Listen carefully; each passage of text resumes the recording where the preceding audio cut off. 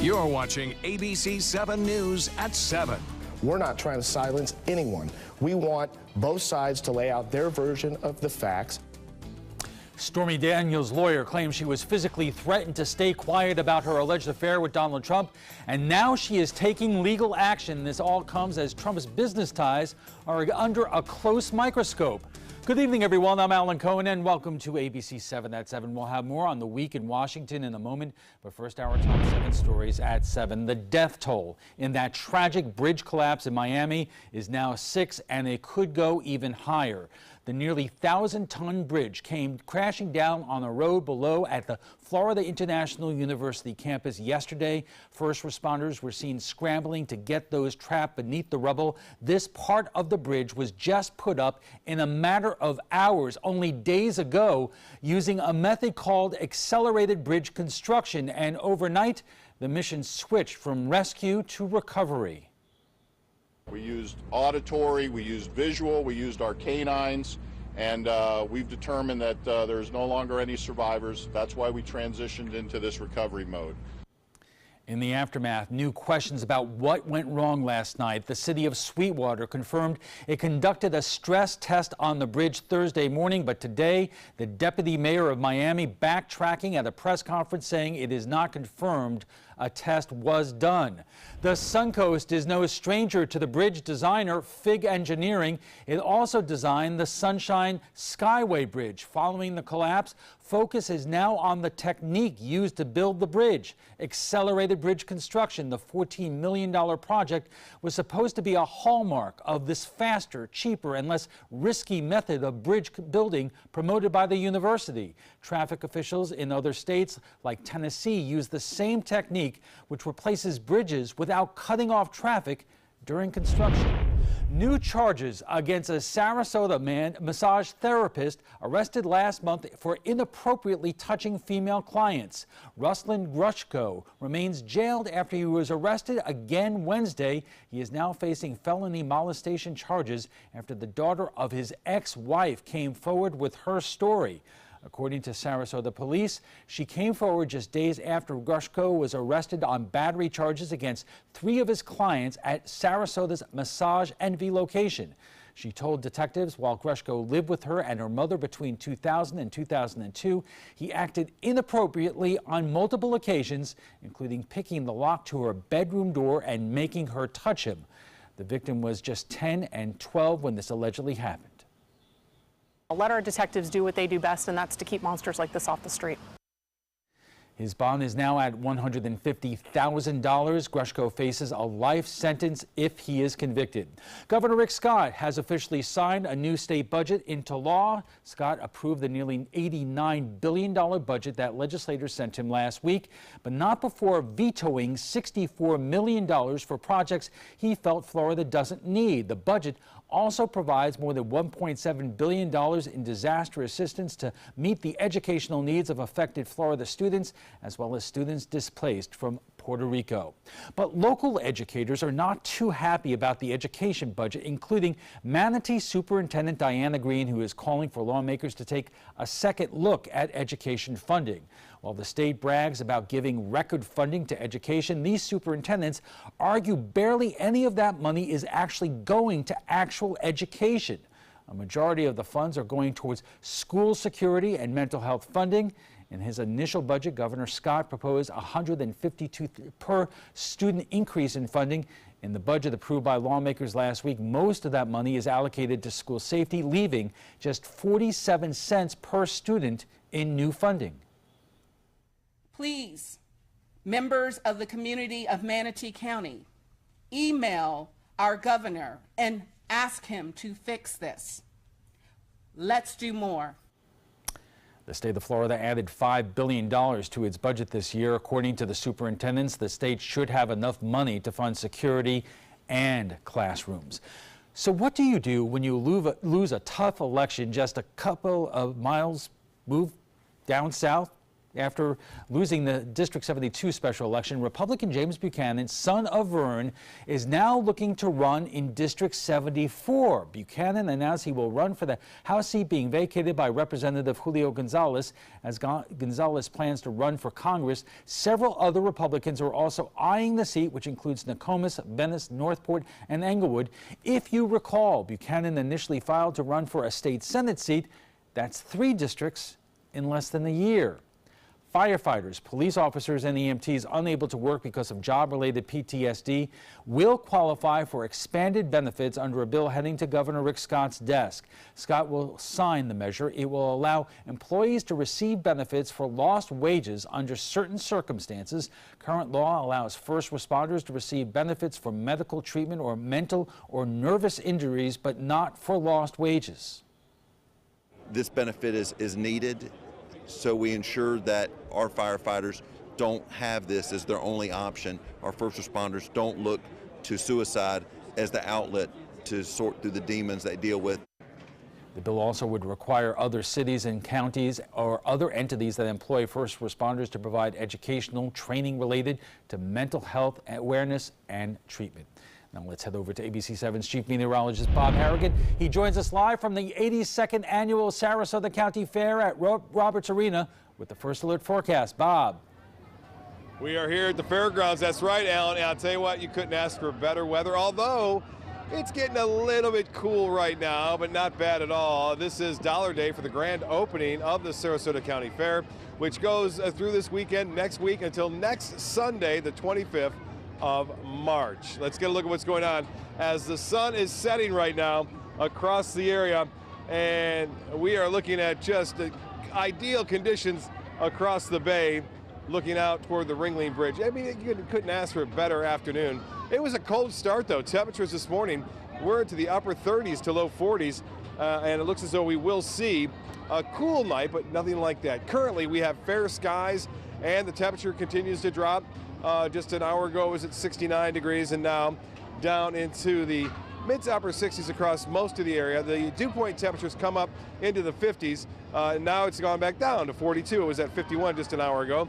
And winds are out of the north-northwest at 7. The pressure 30.09 inches. And that's still high. That high pressure is getting bumped off to the east a little bit right now, but generally fair skies anticipated overnight as the result of that high pressure ridge, which will continue to slip off to the east and provide us more of an easterly wind, which will warm us up tomorrow. We'll be back to average or even slightly above that. We'll talk more about the weekend weather forecast for St. Patrick's Day, as well as Sunday's weather and beyond. Then we'll talk about the next cold front too, which promises to bring us some cooler air next week. Back to you. Bob, thank you. And still to come, a subpoena and an alleged invalid non-disclosure agreement. What do they both have in common? President Trump will take a look at another eventful week in Washington.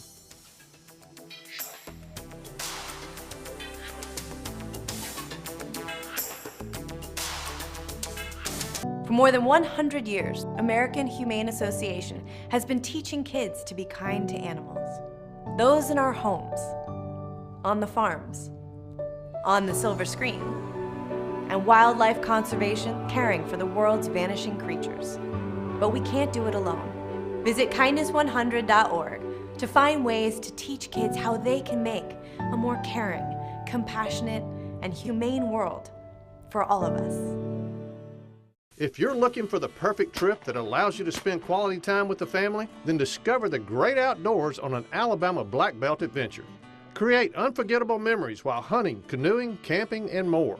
Or challenge yourself on Robert Trent Jones Golf Trail, now celebrating 25 years. And while you're here, enjoy a Deep South dining experience. Book your adventure in one of our members' lodges or stay at the Renaissance Montgomery Hotel and Spa. Start planning an Alabama Black Belt adventure today. We are problem solvers striving for answers. Relevancy on every platform. We are driven to create content that's compelling, engaging, where it matters. We are neighbors that care about solutions, believers in making a difference, leaders, innovating in an exciting era of multimedia, reaching to always be the gold standard in our evolving landscape. We are Raycom Media. Find your opportunity today. What to expect when you're expecting. a teenager. Today we're talking about how to wake up your teen, and this works literally every time.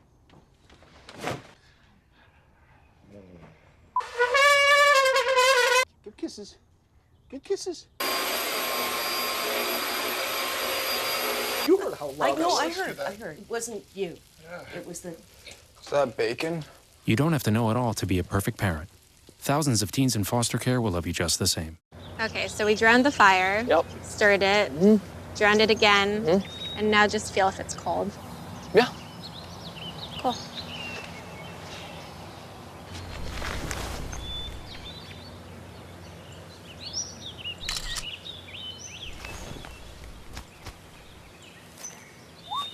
Smokey just gave me a bear hug. I know. I already posted it. Keep up with the Suncoast. Watch your favorite ABC7 shows on your streaming device. President Trump's family business being subpoenaed in the special counsel's investigation. That comes as Stormy Daniels' lawyer claims she was physically threatened to keep silent over her alleged affair with Trump. ABC's Serena Marshall has more from Washington. The attorney for Stormy Daniels has claimed the adult film star was physically threatened to keep her and President Trump's decade-old alleged affair quiet. Speaking on Morning Joe. Was she threatened in any way? Yes. Was she threatened physical harm?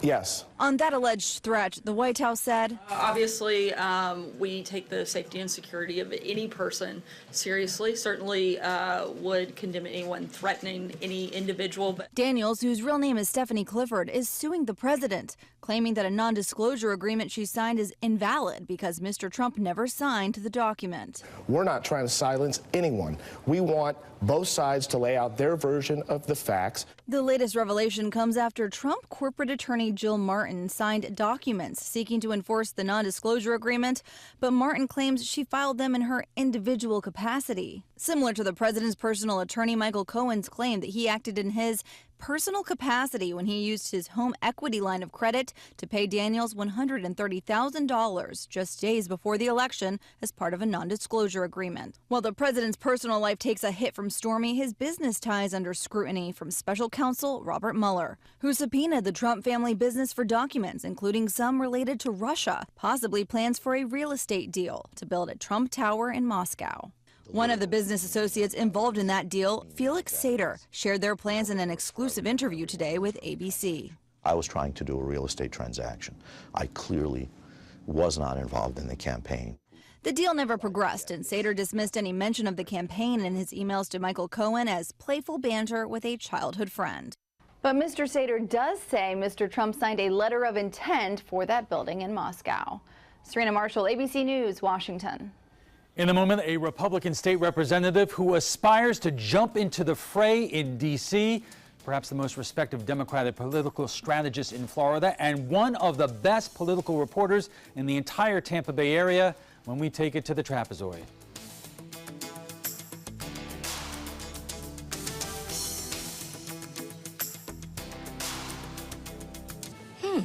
Maybe you can make retirement happen. After all, you made her college years happen. Opening that education savings account when she was little. Spearheading a campus tour. And another, and another, and another, and another. Bam! Deciphering financial aid. She was like, what? But now she's like, you aced planning for college. Now get the tips you need to get on track at aceyourretirement.org. In life after the military, it's our duty as veterans to have each other's back. I'm retired Colonel Greg Gatson, and it's my mission to help you get the benefits and services you've earned. If you need to file a VA claim, remember these important steps. Submit an online claim through ebenefits.va.gov. Work with an accredited Veteran Service Organization, or VSO. And if you need to attend a VA claim exam, please go. Visit this website to learn what to expect. Patriotism. It inspires passionate debate. It's worn like a badge of honor with good reason, because it means love and devotion for one's country. But what really makes up this country of ours? It's the people. To love America is to love all Americans. This year, patriotism shouldn't just be about pride of country. It should be about love. Love beyond age, sexuality, disability, race, religion, and other labels. because love has no labels. Stay connected to your clients and new customers using ABC7 digital media services. Our team of professionals provide a wide array of digital services to help you get the most out of your website. We specialize in building and helping you maintain the most effective digital solutions for your business. It's vital that your online presence stands out, so our experts will equip you with the best resources available. Trust ABC7 digital media services to give you the right tools to grow your business.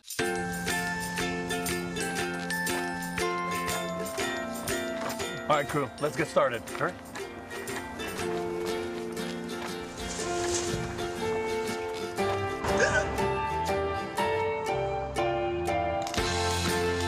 Don't ignore the law. You must call 811 at least 2 to 3 days before any digging project so you can avoid hitting our essential buried utilities. For digging projects big or small, make the call to 811.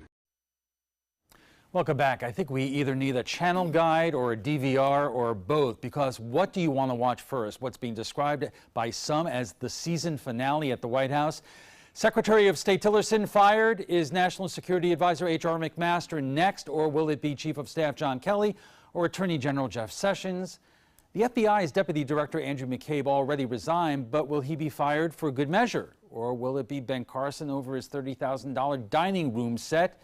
Flip to the other channel, and there's the porn star who claims she was paid off days before the election to keep quiet about her affair with the president, and now claims she was physically threatened to stay silent. And what impact is all of this having on voters? A Democrat wins in Pennsylvania. In the district, President Trump won by 20 points.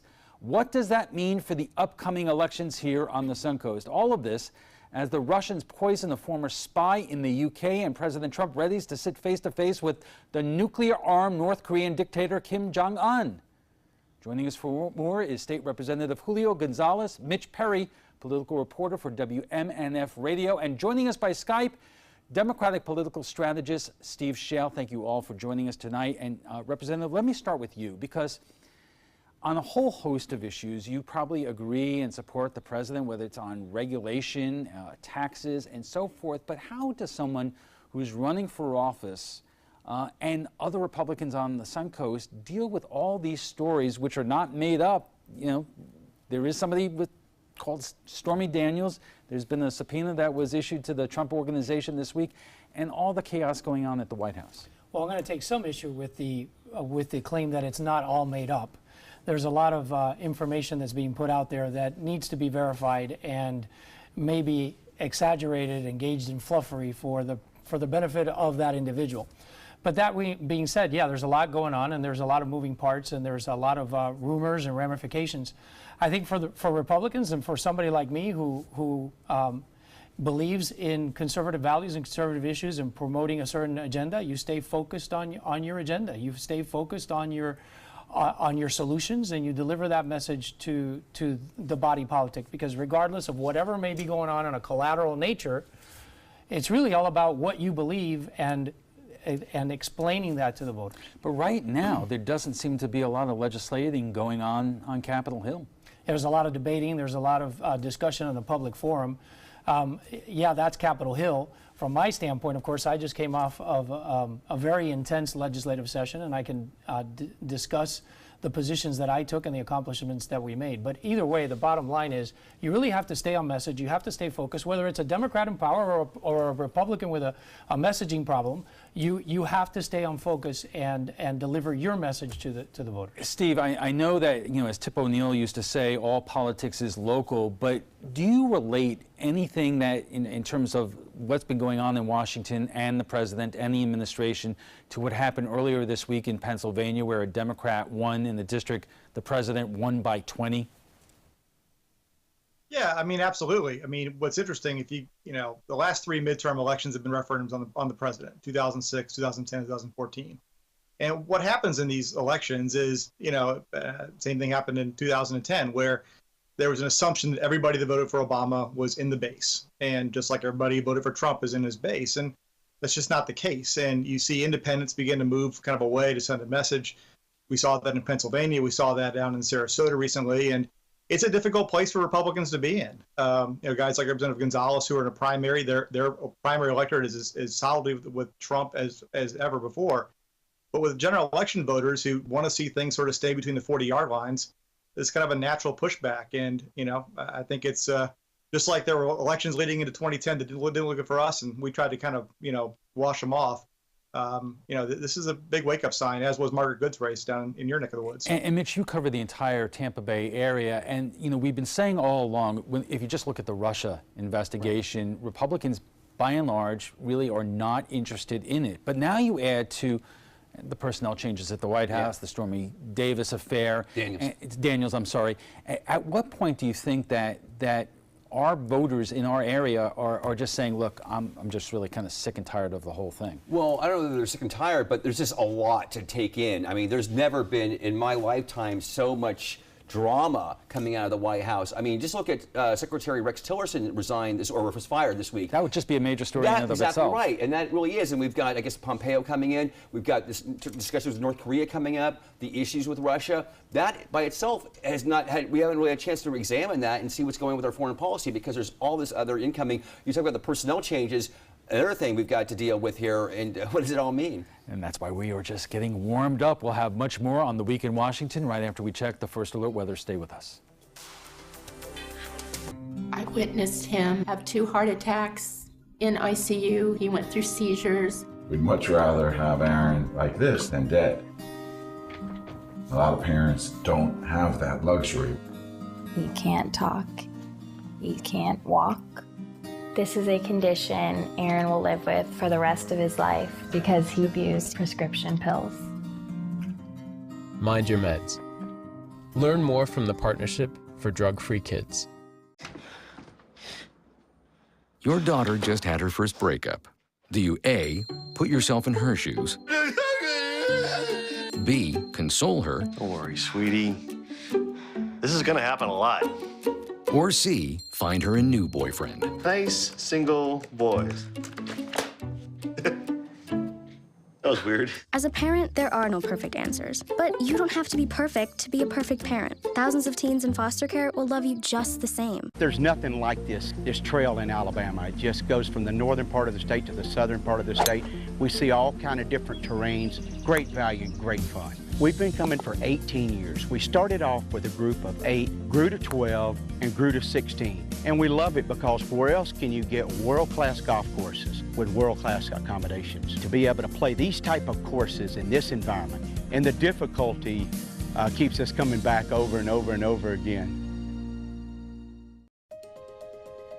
To be able to just get my son here and not think about how we will pay for it, it just takes so much weight off of my family. St. Jude allowed me to focus on being a mom to Bryce. And sometimes I'm just in awe of the impact St. Jude has, not only on this community, but the world.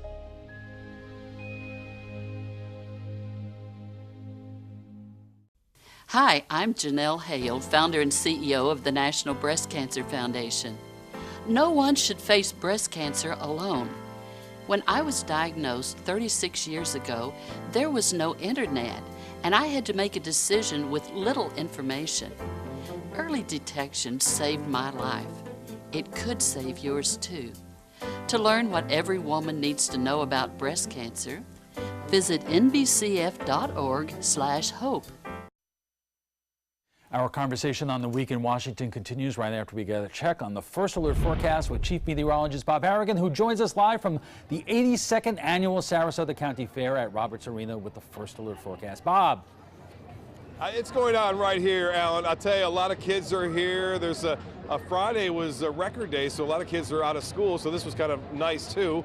On top of that, the weather was absolutely outstanding all day long, and it looks like just a little bit of a chill tonight, a bit of a breeze, but that wind should settle down somewhat.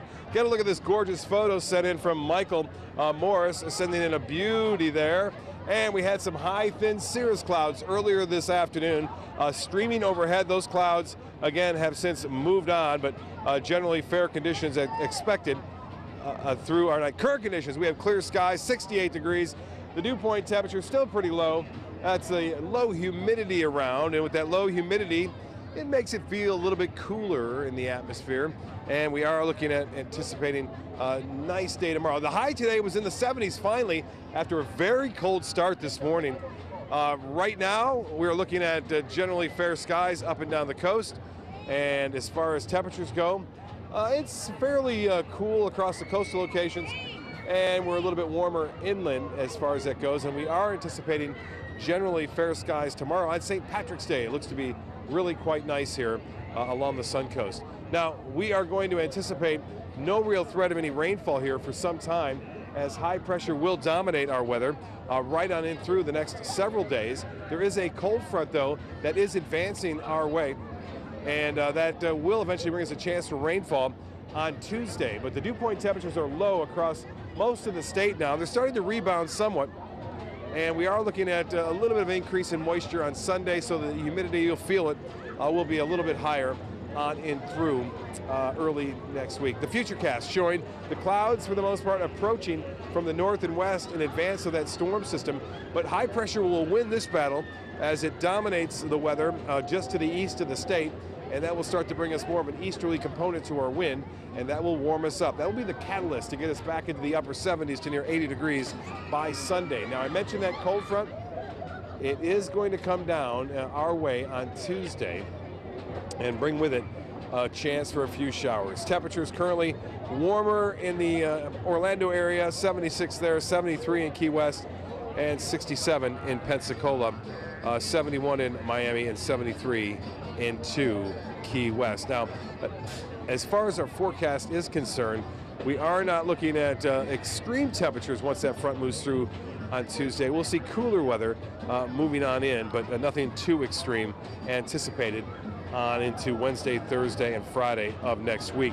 Well, and it looks as though we will see temperatures moderating across the U.S. too, especially over the southern plains states, as temperatures are expected to be above average in Texas and Oklahoma, below average over the Northeast as we move on through time.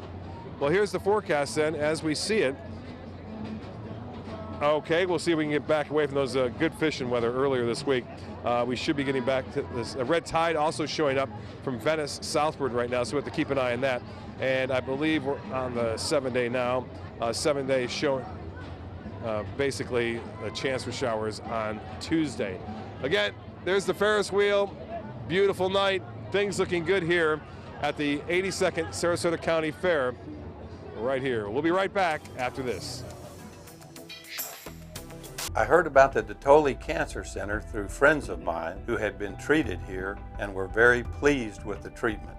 If there is prostate cancer, we at the Dotoli Cancer Center will find it using 3D color flow Doppler ultrasound. And that helped precisely identify where my cancer was. I can tell you that you will not find a finer, more professional team of clinicians anywhere in the world.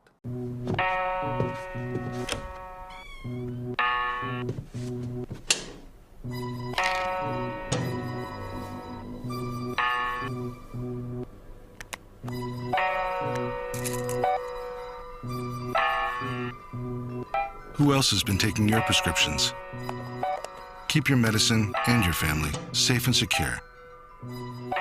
Mind your meds. To learn how we can help, visit the Partnership for Drug-Free Kids at drugfree.org. A promise was made. A promise that hit the beaches of Normandy. A vow that captured Iwo Jima. A contract that weathered Tet. A pledge that stormed the desert in Iraq. An IOU that braved IEDs in Kandahar. A promise was made to America's veterans. DAV fights to keep that promise, so all veterans and their families get the benefits and support they earned. For help, visit DAV.org. Monday at 5 on ABC7's Good Morning Suncoast. Hi, I'm Ray Collins. As part of their Town Hall Lecture Series, we'll have a preview of a nationally known cancer researcher who wrote a book called The Emperor of All Maladies. That's Monday on Good Morning Suncoast. John? So we'll continue to watch a frontal boundary that's approaching us. That'll promise us a chance of rain upcoming week. We'll talk about that and when it's due to arrive bright and early. Monday at 5 on ABC7's Good Morning Suncoast. We're here for you. It's been about a month, and I can honestly say I've seen the change in me. I went from being a depressed girl who didn't want help to this happy, caring girl who loves helping other people. I just really hope that people that went through what I went through get the help that they need, because their story is important and they are loved. Thank you so much for everything.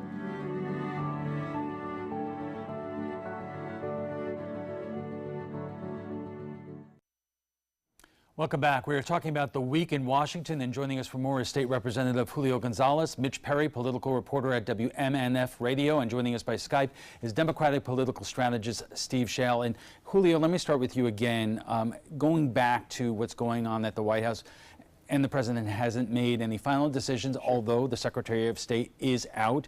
It looks like, despite what the White House says, that H.R. McMaster's days as National Security Advisor are numbered, maybe also the Attorney General. Does this give you any pause?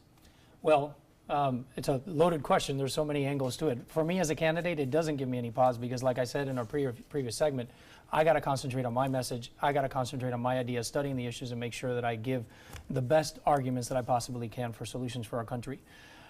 From the standpoint of the White House, yeah, I think it does have a tendency to affect the goings-on within the White House, and it has a tendency to affect the stability. On the flip side, of course, the president has to be totally comfortable with his cabinet. And this president's strength, which was not being an insider, is probably one of the things that he's had to struggle with, because he didn't have this political machinery that came in with him and could immediately fill in the voids. And it would be predictable that somebody who came in the way that he did would have to make some changes before he felt comfortable. But doesn't also appear to be a lot of lurching from A to B that is uninvolved with the actual policy and policy initiatives?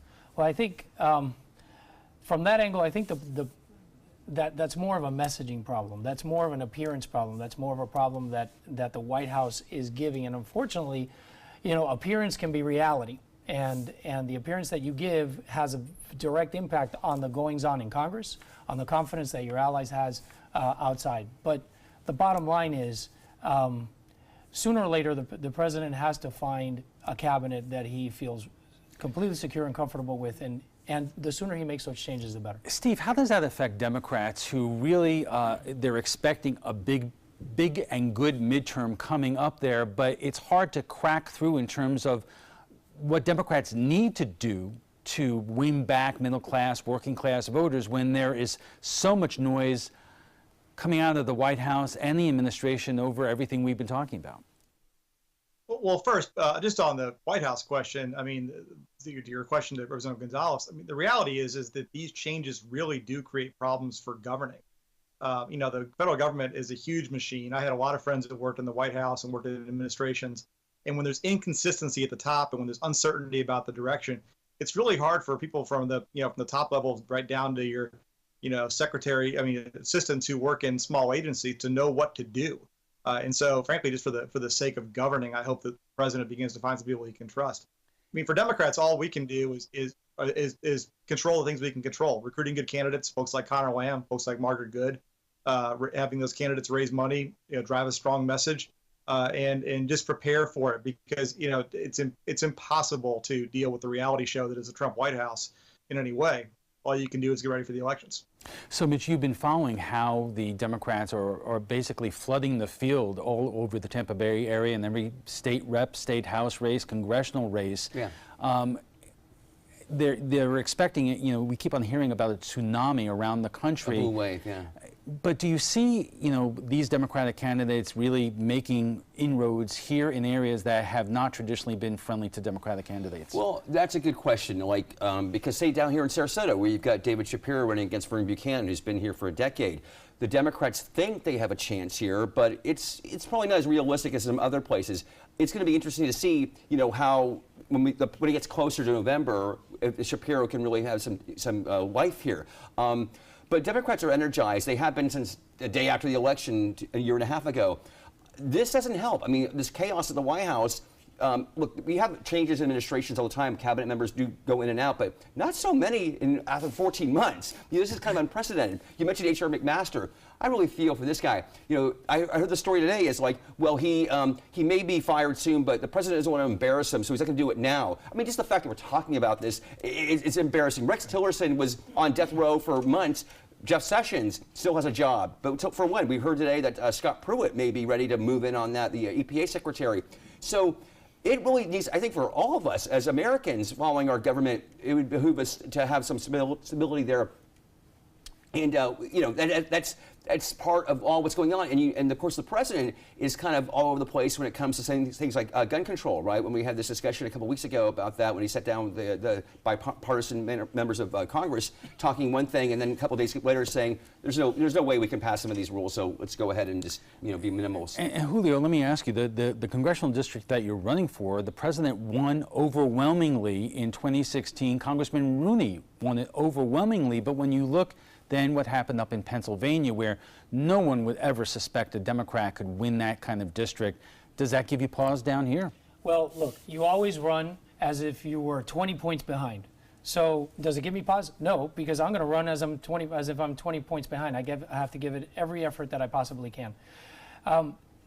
In terms of the dynamics, more objectively looking at it from the outside in, I think a lot of what happened with Margaret Good's race and the Pennsylvania race, as two examples, dealt with the ability for Democrats from all over the country to concentrate their efforts at a target key district. And even though that does build momentum, and I'm sure Steve will agree that this is really a momentum builder thing for the Democrats going into the midterm, you can't possibly devote those resources into highly red leaning state districts as you could during a special election. So Steve, let me ask you about that, because Democrats aspire this time in terms of the Vern Buchanan congressional district, and you see some of these Cook reports and other organizations basically saying it's moved it from a safe Republican seat to a likely Republican seat. Also, with Rooney's district, is it an unfair comparison to look at these congressional districts and then look at what happened in Pennsylvania, or even the special election in House 72? Well, I think it's too early to know. I mean, you take the Buchanan seat. I mean, David's a good friend, and he actually was a candidate in 2006 when I ran our House caucus when we elected Keith Fitzgerald the first time. Yeah, that seat's 5 or 6 points more Democratic than Conor Lam's seat. And so, I mean, if the world looks like it does today, 6 months from now, there's no reason to think David doesn't have a real shot. I think the seat that Julio is running for is a little bit different. I think that's even more Republican than the seat in Pennsylvania, which is probably the upper end of what could be in play. But the challenge that Julio mentioned sort of goes both ways. You not only for us, I mean, sure there's an issue of having to be able to play offense a lot of places, but as I remember in 2010, you also learned you got to play defense in a lot of places. I mean, heck, in 2010. We lost a seat in Central Florida that, Obama had won by almost 20 points. And so, the challenge in these elections, and I don't say this with any, great joy from my Republican friends, is it's really hard when the national mood is driving what's getting people to vote. And again, I don't know that it goes all the way down to that Rooney seat, but, it could very well bring the Buchanan seat into play. I mean, remember, go back to 2012. Keith Fitzgerald almost won that seat with almost no national help. So, and this year's probably going to be better than that cycle was. All right. We have to take a quick break, and we'll be back for final thoughts in just a moment. Stay with us. Rugs as Art. You know the name. You know the building. But do you know what's inside? Yes, Rugs as Art is Florida's #1 area rug superstore. But there is so much more. Amazing furniture, accessories, and art. All this and more. Come see for yourself. You'll love our personal touch and be pleasantly surprised by our affordable prices. Rugs as Art and more. There is so much more to explore. You love your couch and want to protect it from spills, food, and scratching, shedding pets. Introducing Couch Coat, the reversible, washable quilted cover that protects your couch. Shield against spills, wow, stop stains, and dirty pet paws and sharp claws. Plus, it's reversible with 2 stylish colors. Guaranteed to fit any couch up to 92 inches or your money back. It even has covers to protect armrests. Machine washable too. My grandkids destroy everything, but with Couch Coat, my couch is always protected, looking as good as it did the day I bought it. Get your Couch Coat for just $19.99, and it's reversible in brown and cream, like 2 couch coats for the price of 1. Order right now, and you can double your offer. Get a second Couch Coat. Just pay a separate fee. Order right now. Call 1-800-943-0710 to get your couch coat. Call now or go to couchcoat.com. So call 1-800-943-0710. That's 1-800-943-0710. Call now. Every child follows a path in life. For many, that path will lead them to a door that gives them a place to grow, to learn, to belong, a place to forge their future. Because while many doors open, these doors transform. They did for us. Support your local Boys and Girls Clubs. Great futures start here. Check out My Suncoast Dining on mysuncoast.com, your guide to the foodie lifestyle. ABC7's own Chef Judy serves up her favorite recipes, cooking tips and trends, dining blogs, step-by-step videos, and Suncoast Restaurant Guide. You'll find it all at mysuncoast.com/dining. And our guests join us right now for final thoughts. And 2 things I want to get in here. This week, the Treasury Department issued sanctions against the very Russians that were targeted by Robert Mueller's investigation, and also the special counsel is now subpoenaing records with the Trump Organization. This investigation is not going away anytime soon. No, and Russia's not helping things with this poisoning of this British spy, former spy, and his daughter in England. So we put the sanctions on there as well. We also got a report today about Russia being involved with cyber warfare with some plants here in the United States. So President Trump finally had to come out this week, and I think he actually mentioned, the Russians aren't doing something, nice here. Finally got him to say that. Right, I think going back to this whole thing with the investigation, the central focus a lot of people have is simply like, why isn't he tough enough on Russia? It always goes back to that. What's going on there? And that leads the credence to what Mueller seems to be doing here, that there's something really there. And Steve, earlier this week, which seems like a year ago, the House Intelligence Committee, the Republicans on it, closed down the investigation, saying there was no collusion and no favoritism to the Trump campaign. That seems like a million years ago. I mean, every day seems like a million years. It's my wife calls it the Groundhog Day presidency. I mean, the problem, I think Mitch hit the nail on the head, is the president continues to give credence to people that think he had something going on with Russia. I mean, he is mind-numbingly soft on Putin, and during the campaign sort of praised him as a great leader. So, I don't suspect it's going to go away anytime soon, in part because, the president himself continues to give fuel to that fire. And Julio, there was a time not long ago that Republicans were very anti-Russia, and so the question keeps coming up. When you look at the House Intelligence Committee, why were they so quick to basically end this investigation, where it seems like the special counsel is only getting started? Well, the special counsel is not only getting started. They've been at it for months and months and still haven't found any evidence of collusion. I'm not sure that the House ended the investigation too early. I think also they have been on the prowl for any evidence of collusion and have not found any. This conversation about the attitude towards Russia actually circles back to our beginning conversation about the president's staff and the president's administration. And so now we're going to have Pompeo essentially be our Secretary of State. I think he will be confirmed with great ease. And I think he's going to probably bring a tougher hand to the whole discussion and to the whole attitude with Russia. Maybe part of the reason why we were so weak had something to do with Tillerson and his prior relations with Russia. We shall see. Thank you all. Last night on ABC7 at 7, we told you about the challenges emergency personnel face while getting to the scene because of the traffic congestion and construction on places like Siesta Key. Recently, a local man died of a massive heart attack as emergency responders struggled to get to his home, then get him to the hospital. Many of you shared your thoughts on the topic. Diane Stapleton wrote, "Start enforcing the laws. I have seen it 1,000 times. Fire trucks, ambulances, and police. A lot of vehicles don't stop or pull over to the side. If they start giving out tickets to these people, they will pay attention and do the right thing." Jen Coyle wrote, "I see that Sarasota County Sheriff's Office is out there all the time now. Maybe time to keep EMS personnel available as well." And Andrea Barr writes, "Stop overpopulating and people can actually drive. Stop building." Well, if you'd like to join the conversation on tonight's topic, just visit our Facebook page at facebook.com/mysuncoast.com.abc7. And FYI, you can watch past discussions on demand. They're available on Apple TV, Amazon Fire, and Roku. And we want to thank all our guests for being here tonight. Representative Julio Gonzalez, Mitch Perry of WMNF Radio, and joining us by Skype, Democratic political strategist Steve Schale. When we return, we'll have a final look at your First Alert weather. Plus, the events in Washington seem like a TV show, but President Trump, the White House, and cable news are no strangers to being the stars of reality programs out of Washington. More coming up.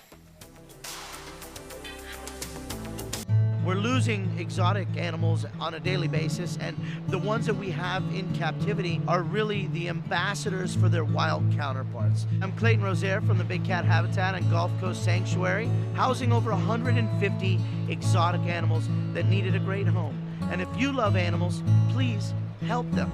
Do it locally. Support your local no-kill shelters, your local wild animal sanctuaries. Make a difference where you can. One of the motivating factors for me to become a Big Brother was that I was mentored as a youth. And it was important for me to kind of pass forward the things that were kind of given to me. It's really just as simple as getting to know a kid. You don't have to be an athlete. You don't have to be rich. You don't have to have any of those other things. You just have to be willing to spend a little time and help mold some young person's life.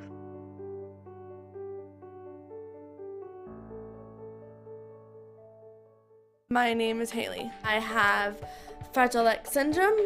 I work with Chartwells at Einstein's at FAU. I like being up front and interacting with students. The students are very nice and very hungry. Having a job is a big ticket for independence. Hi, this is Dan Marino. When your business recruits people with disabilities, everybody wins. To find out how, go to disabilitieswork.employflorida.com. Ever since I can remember, I've been intrigued by industrial design and the optimization. Wait, that's passion? Ever since I can remember, my passion has been industrial design. We need 3D printers for Miss Adams' engineering program so that we are ready to solve 21st century challenges. Impressive.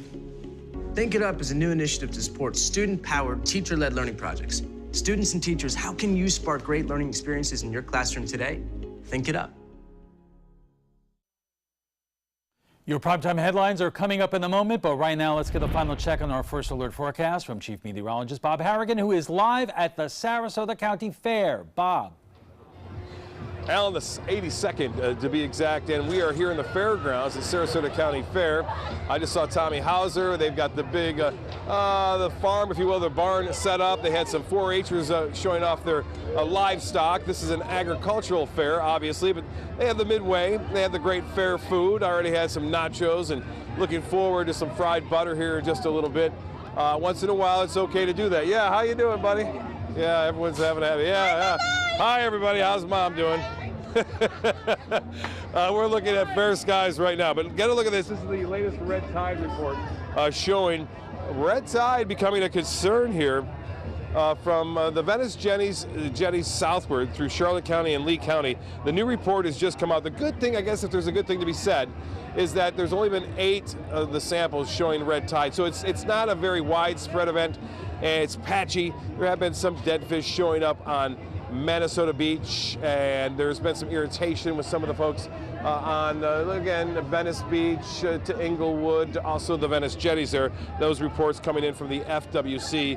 Look, coming out with another weather report or a red tide report Monday of next week. There's the watches and warning. There's a high fire danger to our south and to the north of us. There could be less of that action tomorrow as the humidity won't be nearly as bad. Now, the winds out of the west right now, but they're really starting to calm down. They'll turn more easterly in time, and that in turn will warm us up. We will start to see much warmer temperatures beginning again on Saturday afternoon. Highs will be into the mid 70s to upper 70s on Saturday afternoon.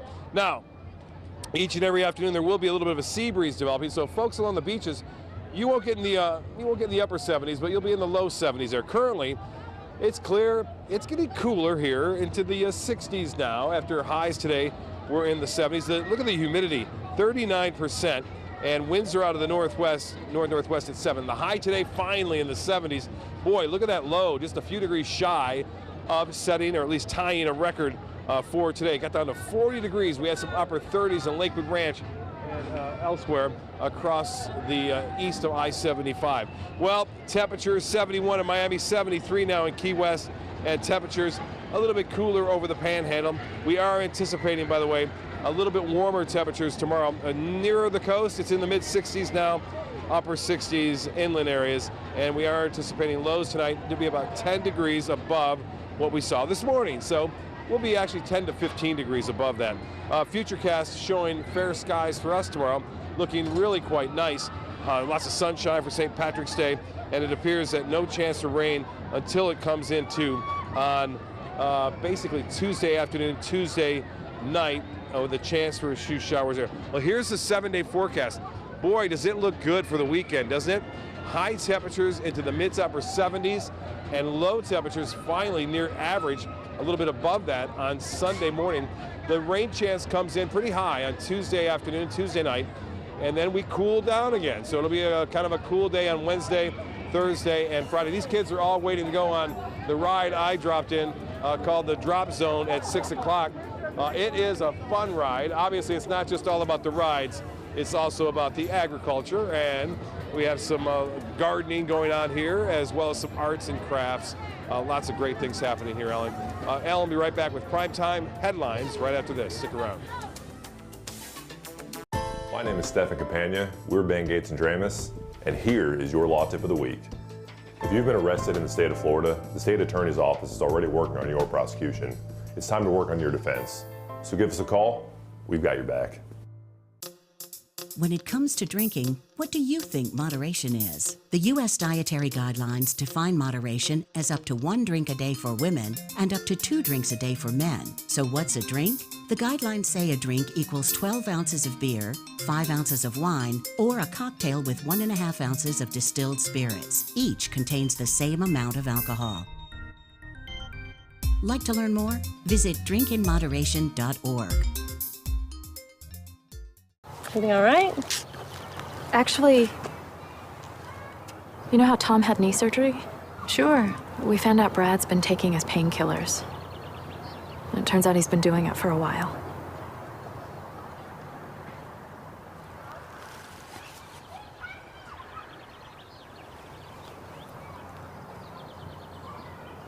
Most people don't know what to say about drugs, but we do. Visit us at drugfree.org. The thought of my sons growing up without me inspired me to quit smoking. I talked to my doctors, and then I threw away all my cigarettes, ashtrays, and lighters. I started exercising instead of smoking. Letting my friends online know I was quitting kept me on track. Staying away from alcohol when I was first quitting was key. I kept on trying, learned something each time. Do whatever it takes. No matter how many times it takes. We did it.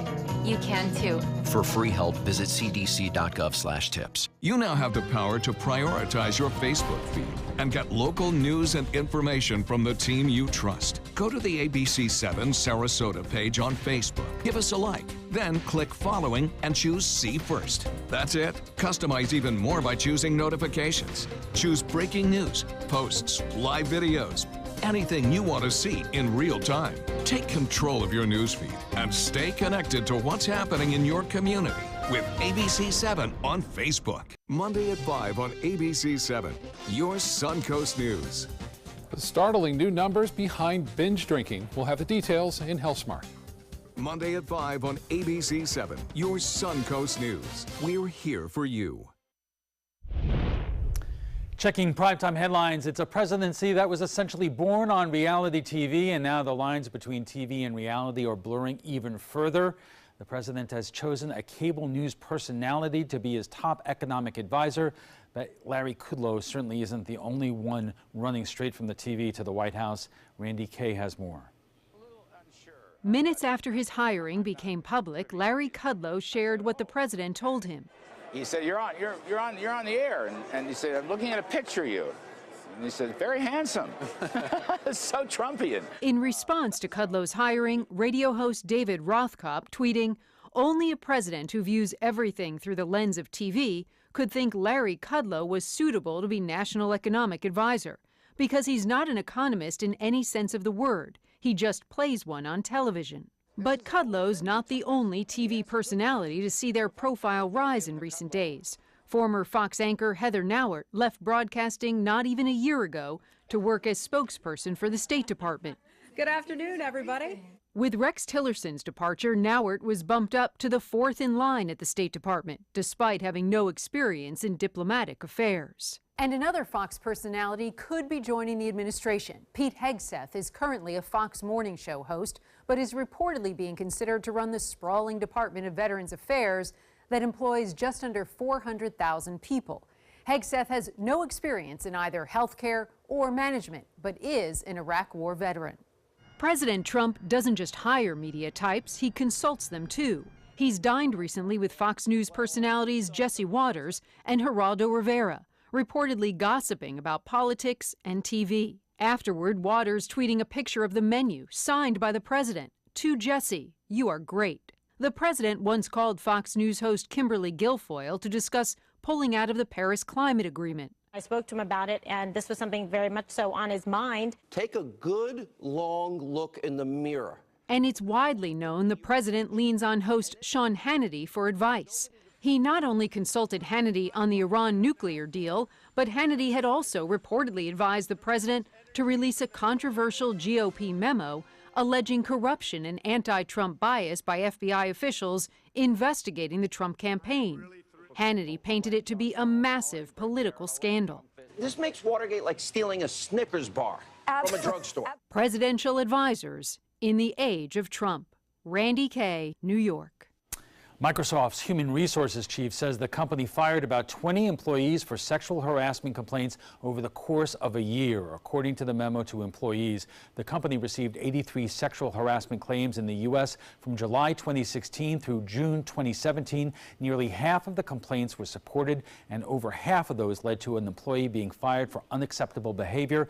It's an attempt by Microsoft to push back against the idea the company doesn't have harassment and discrimination complaints seriously enough. Federal authorities are charging 4 people with using the Wounded Warrior name to fraudulently collect money from well-meaning donors. The Wounded Warrior Project is a legitimate veterans charity, but the defendants in the case set up fake charities with similar sounding names, the Wounded Warrior Fund and Wounded Warrior Foundation.